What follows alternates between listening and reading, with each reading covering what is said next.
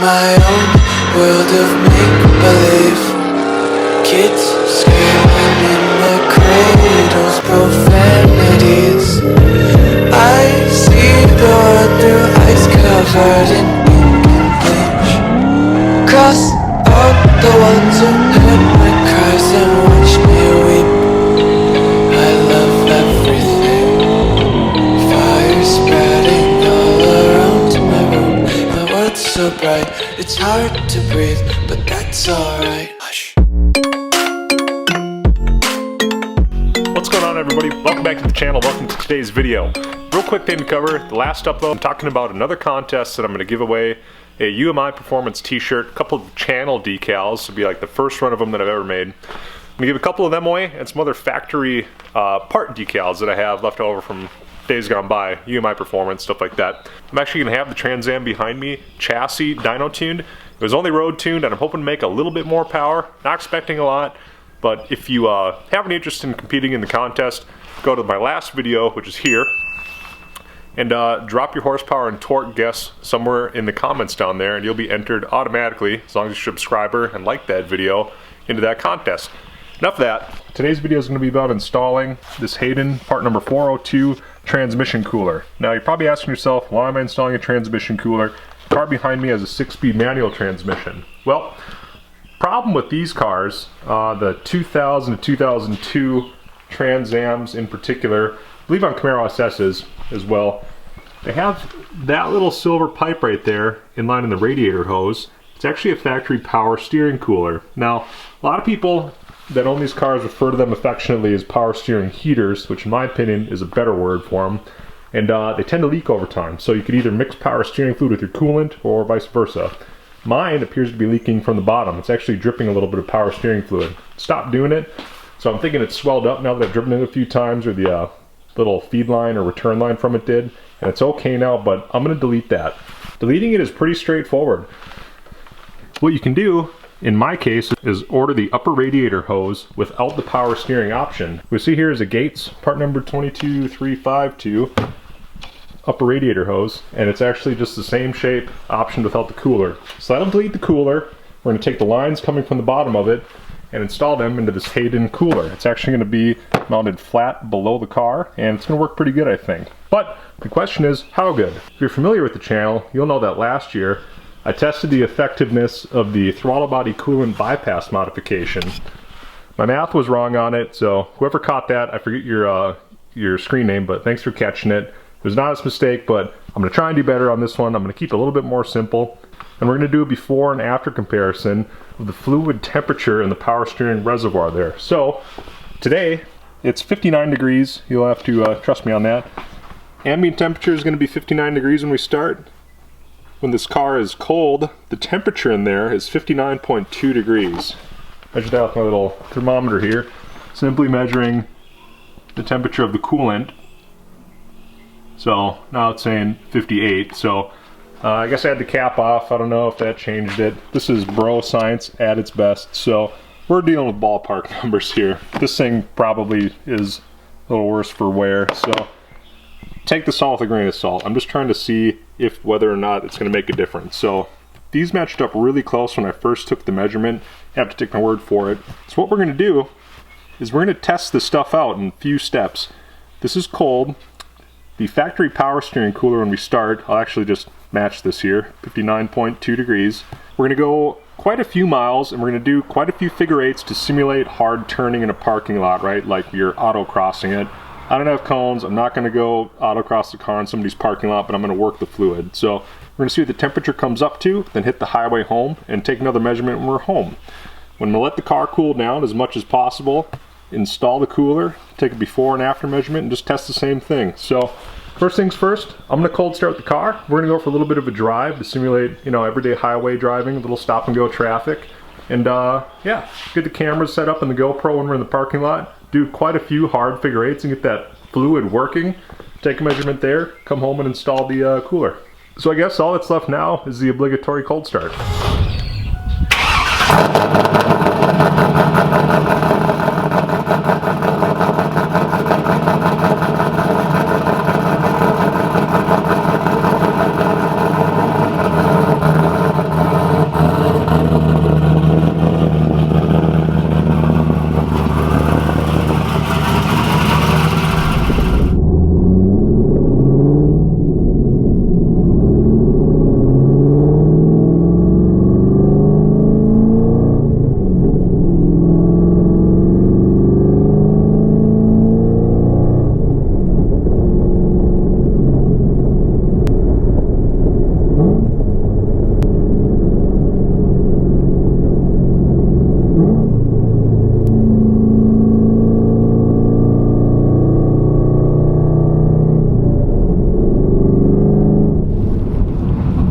we've done the first part of our little drive. I'm in a big parking lot. I'm just gonna do some figure eights. I'm not gonna do donuts or anything like that. This is someone else's property, so I'm gonna be respectful of that. Yeah, I'm gonna go do 4 or 5 or 6 figure eights, nice and tight, make sure I'm going slow so the power steering pump is doing its work. Take a measurement, we'll head home, take a final measurement, then we'll get to the install.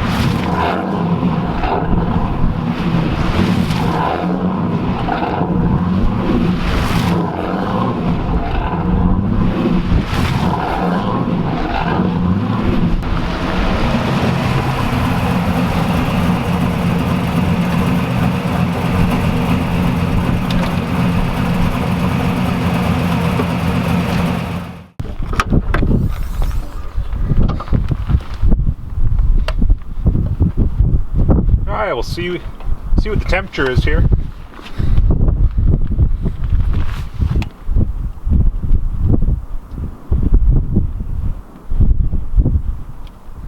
Kind of point straight down here.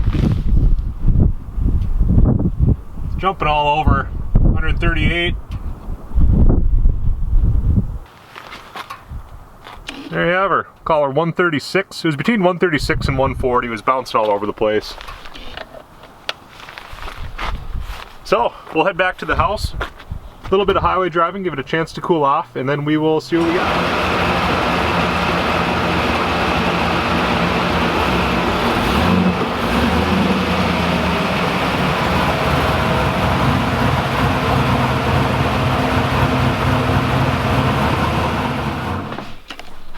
Alright, so we're back home. I'm probably entirely too close to the bench to put my jack under there, so I'm going to have to reset, which sucks, but yeah, we'll see what the fluid temp is now that we've cooled it off on the way home. Didn't do anything out of control as far as driving goes. Yeah, it's all over the place.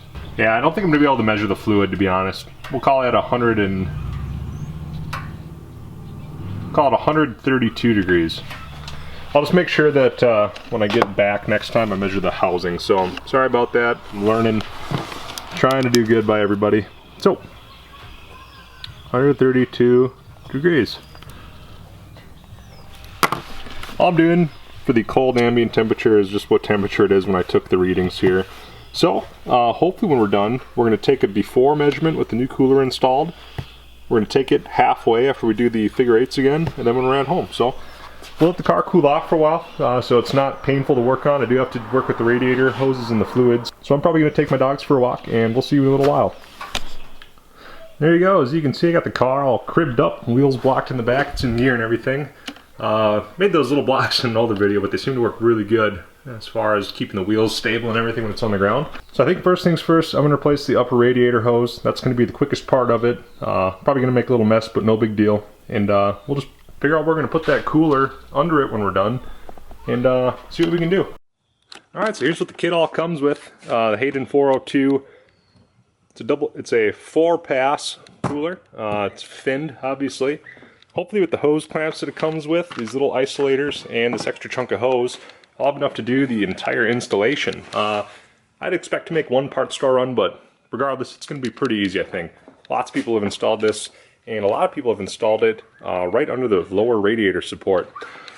I don't know that I'm going to come up with a better spot to put it, and much like the fog lights that are looking really good in there, they're very bright. I might just end up doing what everybody else has done because it's probably the easiest way. So we'll get that upper radiator hose off and we'll get to it.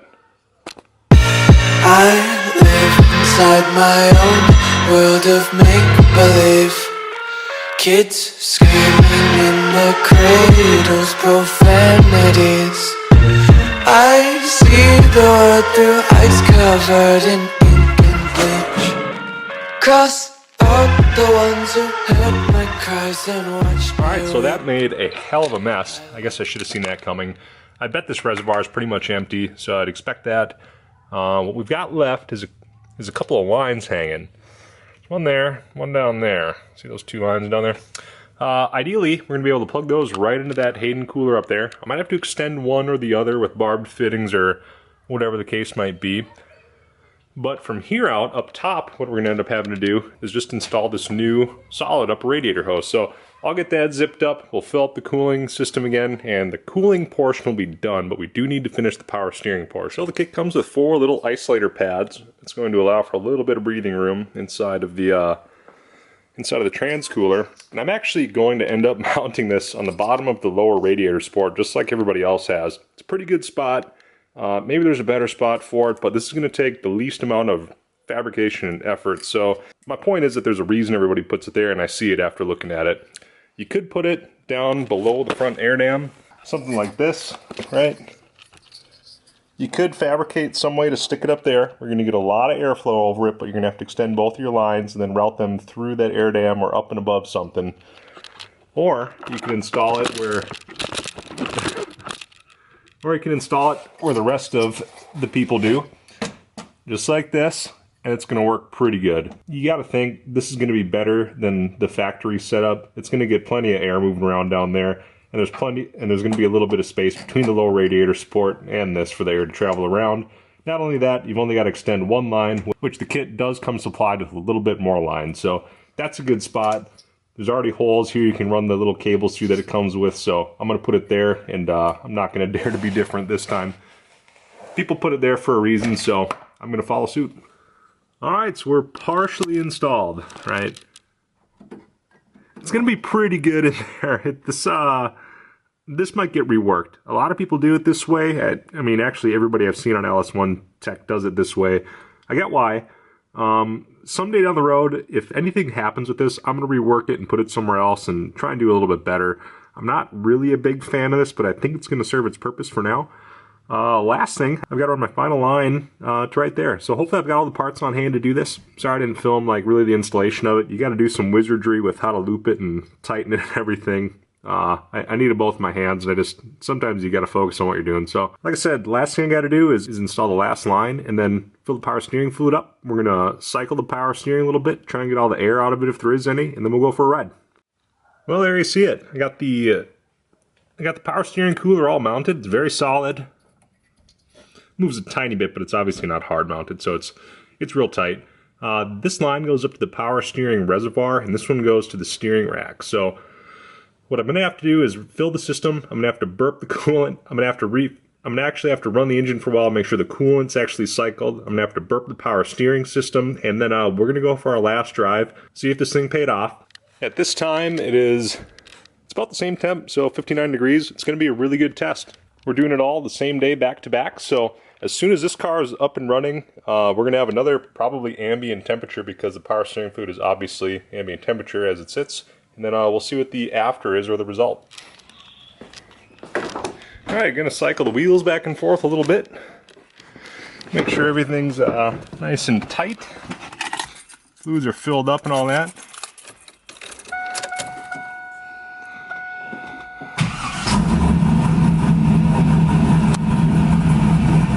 Leading the power steering is real simple. Just going lock to lock. So you get the idea. It's going to cycle power steering fluid through the rack, through that cooler, through the reservoir. We'll top it off and we'll go for a ride. Alright, here we're going to go with the new cooler. Looks to be about 57, 58 degrees. Coolant's going to be a little bit warmer than ambient and probably warmer than last time. I did just work it quite a bit. We'll call it 86 and a half. It's kind of all over the place. So 86 and a half is going to be our starting point. And I suppose the temperature is about the same. So this is our starting point. Alright, so we'll go for a quick drive, see what the temperature comes up to at the figure 8 place, and we'll measure it again when we get back. Looks like nothing's leaking. Before I leave, I'm going to make sure that the power steering fluid is up to the proper level, and then we should be good to go here.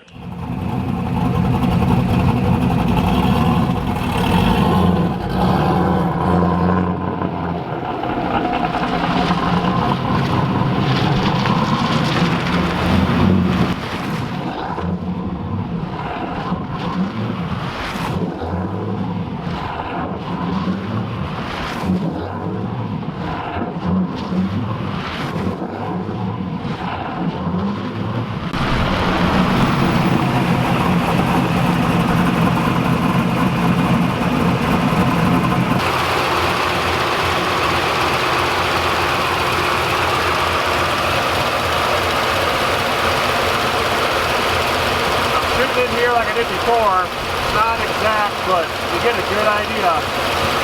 102 to 105.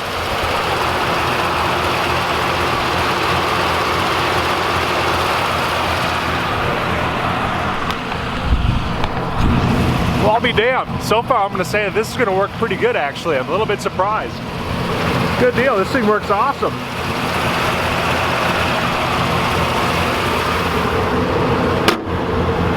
You know, to be completely honest, I'm a little bit surprised that it worked as good as it did. I must have added a little bit of fluid capacity, but I'm thinking that the cooling that it did on the highway is actually going to play a big role. So when we get home, I wouldn't be surprised if it was even cooler or right around the same. It looked like a big difference. So thumbs up so far, it's awesome. Alright, so as you can already see, when we left here, 86.5 degrees. I measured the case of it at about 112, the reservoir as it would be, and the temperature difference is actually pretty significant after doing a few figure eights just like I did before. I actually drove more before I did them this time because there was a bunch of people in the lot that I used before. 102 to 105, that's almost a 30-degree drop. Just there. I'm gonna go measure it right now. I just shut the car off, so we'll measure what the case temperature is. I bet it's gonna be pretty low.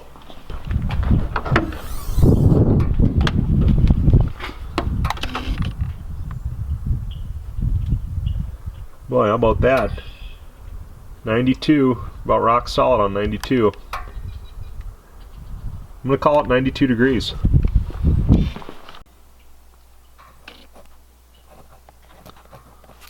That is a significant difference.